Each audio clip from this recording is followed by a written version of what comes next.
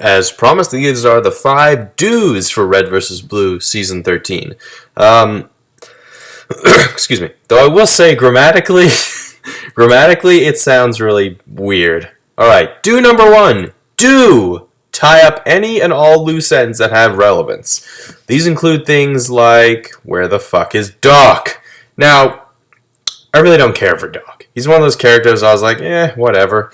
But, I I kept asking myself all throughout season 11 and 12, where the hell is he?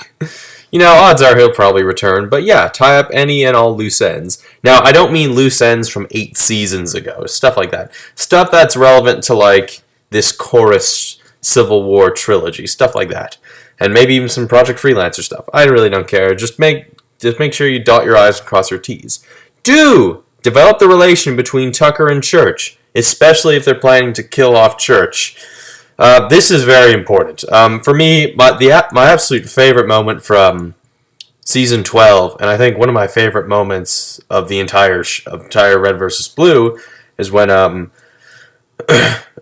just Church and Tucker talking to one another. When Tucker decides to apologize for fucking up, really, and Tucker explained to him, look, you've been gone, man. I've had to take responsibility and shit. I've had to look out for everyone, and I just wish you were back.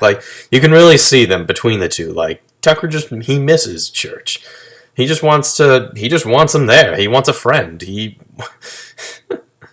And you can see it in Church. He just wants to be with the rest of them. He's not really, he can't really understand it that, Tucker had to take all this responsibility. That, I think, was fascinating and just great.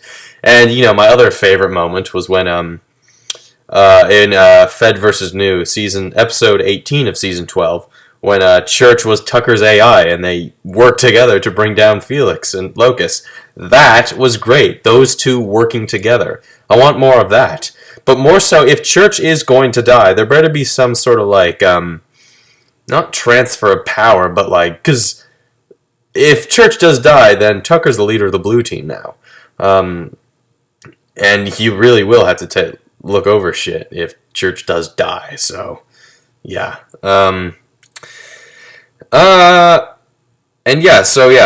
Do develop them, and just develop all the characters in general, really. Do up the stakes, but nothing too crazy. No end of the world nonsense that every friggin' thing tries to do. Every sort of trilogy ender tries to do. We all know what this is. Whenever there's a third part of a trilogy, they have to up the stakes to make it all dramatic, and sometimes it just comes across as stupid. Plenty of movies and games have done this, and it's just ends up being stupid. But by up the stakes, give us something at stake, something to worry about, this sort of inevitable pending doom, I guess. Now with season 12, the stakes were more of the stakes were more of that. Hey, these two sides, the rebels and the United Republic, or whatever it was, they were at war with one another, and who knows, they were ready to kill one another. Now that they're at peace with one another, and now that Locus and Felix have not been taken out of the picture, but have been they really just don't have any power left. They gotta find something to up to stakes, but don't make it forced. Don't make the stakes forced. Make it something important and something a bit more personal. Do number 3. Do see the villain's perspective in all this. I don't want Locus and Felix out of the story just yet. They still have to be in there. Well, for Tucker to take Felix's goddamn head off, that's for sure. And the chairman, whatever his major master plan is, now that he has the Metis helmet. But I want to see that. I don't just want, we get a bunch of backstory. No, I want to see it from their perspective. I want a few episodes sort of centered on them. I want to get to know them a little more. We got to know a lot about Locus and Felix a bit, but and also sort of do the villains a bit better in a way, because Felix I thought was cool, but he just came across as very much villain cliche. I'm gonna villain speak. I'm gonna blabber on my entire master plan. And he does that 5 times throughout season 12, and every time he does it, it bites him in the ass. You think he'd learn by now? Whatever. And number 5, most important, do Do kill a character off. Now, yes, everyone's saying, yeah, it might be Church, but what if it isn't Church? What if it's someone else? I mean, what if it's Tucker? What if Tucker dies? Like, what if he gets killed off? What if Carolina, Washington, and...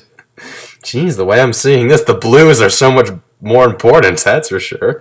But yeah, kill a character off. Church would be the obvious choice, and if anyone who reads the YouTube comments on my don'ts and the trailer reaction knows that if Church is going to die, and if everything happens what I think will happen, then Tucker will be the one who kills Church. I'm just going to leave it at that for now. But yeah, my theory is that Tucker is going to kill Church, but it won't be in but it will be in a sort of unique situational context that he kills Church. But yeah, I say if you're going to kill off Church, actually kill him off. And if you're going to kill someone else off, actually kill them off. Because look, everyone's sick of a character dying and then being brought back because I don't know the creators were pansy asses or whatever. Marvel is notorious for this, killing characters and bringing them back. Except they're villains. They never bring back their villains, except Loki. But he's Loki. He has a special place right here.